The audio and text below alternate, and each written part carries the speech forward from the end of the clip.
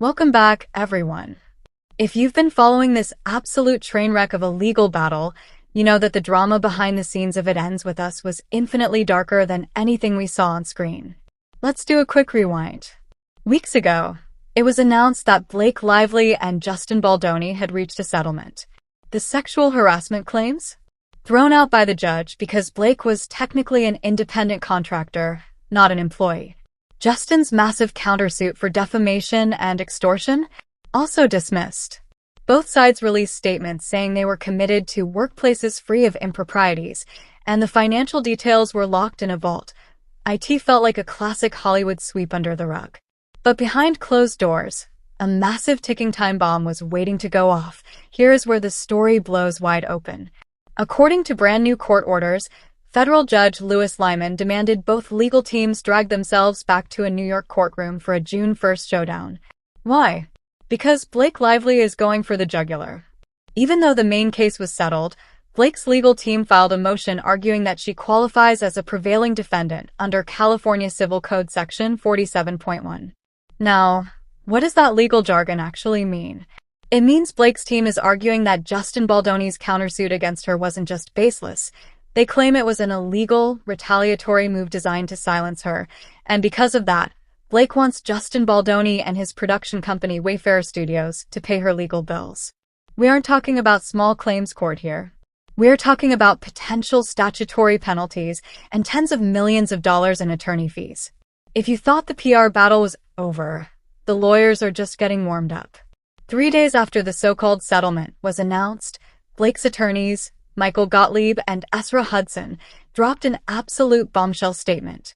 They called the settlement a resounding victory and explicitly stated, by agreeing to this settlement and waiving their right to appeal, Justin Baldoni and every individual defendant now face personal liability for abusing the legal system to silence and intimidate Ms. Lively. Let that sink in. They are accusing Justin of weaponizing the justice system. They want severe, mandatory penalties against him. But Justin's team is not taking this lying down. Baldoni's lawyer, Ellen Garofalo, fired right back, accusing Blake's team of trying to do an end run around a trial that was already canceled.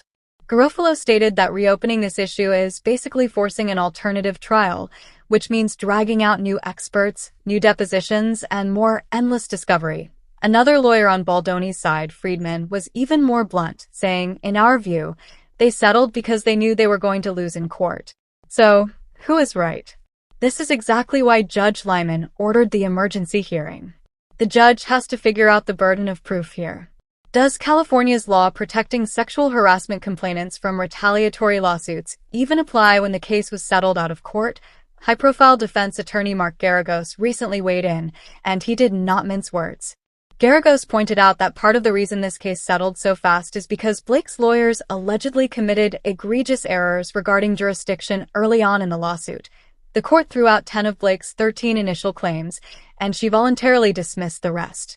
Because of this, Justin's team is arguing she has zero right to claim she won anything, let alone demand he pay her legal fees. This is unprecedented, guys. The settlement was supposed to stop the bleeding, but instead, it just opened up a massive new wound over who writes the final check. Neither side got a massive payout from the settlement, but the legal fees alone over the last 18 months are astronomical. If the judge rules in Blake's favor, Justin Baldoni could be financially decimated by the penalties.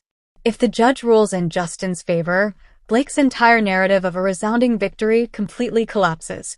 The courtroom doors are open again. The public scrutiny is back at an all-time high, and it literally never ends with us, Justin Baldoni and Blake Lively, inside the Hollywood feud that became one of entertainment's biggest legal battles.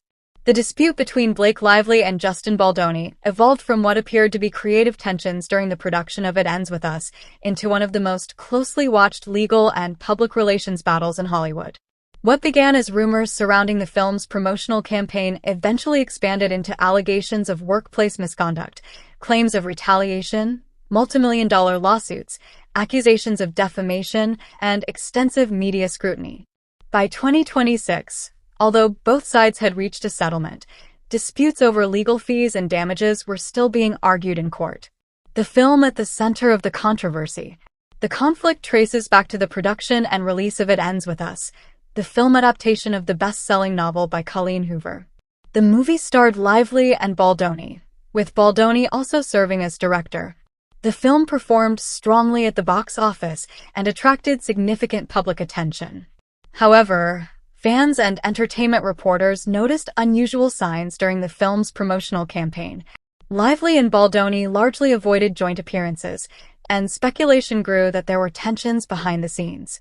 At the time, neither side publicly explained the situation in detail. Months later, those rumors would be overshadowed by far more serious allegations. Blake Lively's allegations. In late 2024, Lively initiated legal action alleging that Baldoni had engaged in inappropriate conduct during the making of the film. She also alleged that after she raised concerns, a coordinated effort was launched to damage her reputation publicly. Baldoni denied those allegations. The allegations attracted enormous media attention because both individuals had established public images that contrasted sharply with the accusations being exchanged. Lively had long been viewed as one of Hollywood's most recognizable actresses, while Baldoni had built a reputation as an advocate for discussions about masculinity, relationships, and social issues. The legal filings triggered a wave of coverage across entertainment media, mainstream news organizations, and social media platforms. Baldoni's response. Baldoni strongly rejected Lively's claims and argued that the accusations were false. He contended that he had become the target of a coordinated campaign intended to damage his reputation and professional career. In January 2025, Baldoni escalated the conflict dramatically by filing a lawsuit reportedly seeking hundreds of millions of dollars in damages. The suit named Lively and others, including her husband, Ryan Reynolds. Baldoni alleged defamation and related claims connected to what he described as a campaign against him. The size of the lawsuit instantly transformed the dispute from a celebrity controversy into one of the largest legal confrontations in modern Hollywood. The public relations war. Unlike many entertainment industry disputes that remain largely confined to courtrooms, the Lively-Baldoni conflict unfolded publicly. Court filings reference text messages, communications between public relations professionals, and discussions about media strategy. Baldoni's legal team released extensive materials intended to support his version of events. Lively's team argued that those materials did not undermine her allegations and instead reflected efforts to challenge her credibility publicly. As documents emerged, social media users analyzed individual messages, screenshots, interviews, and public statements. Supporters of both parties formed online communities advocating for their preferred interpretation of events. The controversy became one of the most discussed celebrity disputes of 2025, the New York Times lawsuit. Another major development involved Baldoni's lawsuit against the New York Times. Baldoni argued that reporting related to the controversy relied on misleading information and unfairly portrayed him. The newspaper defended its journalism, stating that its reporting was based on extensive documentation and careful review of available evidence. The dispute raised broader questions about media coverage, celebrity litigation, and the role of journalism in reporting allegations before courts have reached conclusions. Eventually, Baldoni's claims against the newspaper were dismissed.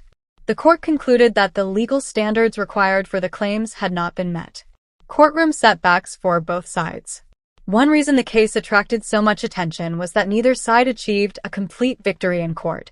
In June 2025, a judge dismissed Baldoni's large defamation lawsuit. The ruling represented a significant legal setback for his claims against Lively and others.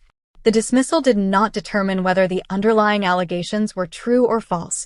Rather, it addressed legal questions regarding the viability of the claims. Later, in 2026, the court dismissed many of Lively's claims as well. According to reports, a substantial portion of her lawsuit was removed before trial, leaving only a narrower set of issues moving forward. The rulings created a complicated situation in which both camps could point to favorable outcomes while also confronting significant losses. Ryan Reynolds becomes involved. The controversy also drew attention because of Reynolds' involvement. As Lively's husband, Reynolds publicly supported her. Baldoni's lawsuit included allegations involving Reynolds, who denied wrongdoing and sought dismissal of claims against him. Reynolds argued that he was being sued simply for supporting his spouse. The involvement of one of Hollywood's biggest stars increased media interest and ensured that developments in the case remained headline news. The planned trial. Throughout 2025 and early 2026, preparations continued for what many observers expected would be one of the entertainment industry's most significant trials in years. Attorneys prepared witness lists, discovery disputes emerged, and speculation grew regarding who would testify. Industry analysts predicted that a public trial could reveal additional communications and potentially reshape perceptions of both parties. The case was widely viewed as a test of how allegations, reputation management, social media, and celebrity influence intersect in the modern entertainment business. Settlement reached. Before the anticipated trial could fully unfold, the parties reached a settlement.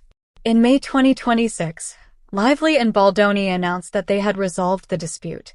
Reports indicated that the settlement ended the primary litigation between them and avoided a prolonged courtroom battle. Both sides issued statements expressing hope that the matter could move toward closure. The settlement marked the apparent end of a conflict that had dominated entertainment news for nearly 2 years. Yet the story was not entirely finished. Back to court. Only weeks after the settlement, lawyers returned to court to address unresolved questions regarding legal fees, penalties, and damages. Lively's legal team sought reimbursement of expenses and additional damages related to Baldoni's dismissed claims. Baldoni's representatives argued against reopening aspects of the dispute. Judges were asked to determine whether additional compensation should be awarded despite the broader settlement. Those proceedings demonstrated how even after headline-grabbing settlements, legal consequences can continue for months or years. Why the case matters. The Lively-Baldoni dispute became significant for reasons extending beyond celebrity culture. The case touched on workplace conduct allegations, anti-retaliation protections, defamation law, media responsibility, social media influence, reputation management, and the increasingly public nature of legal conflicts involving famous individuals. It also illustrated how modern disputes can be fought simultaneously in courts, traditional media, and online communities. Rather than producing a clear winner, the conflict resulted in a series of mixed outcomes. Baldoni's major defamation claims were dismissed. Many of Lively's original claims were also dismissed. A settlement ultimately ended most of the litigation, yet arguments over fees and damages continued afterward. Where things stand now.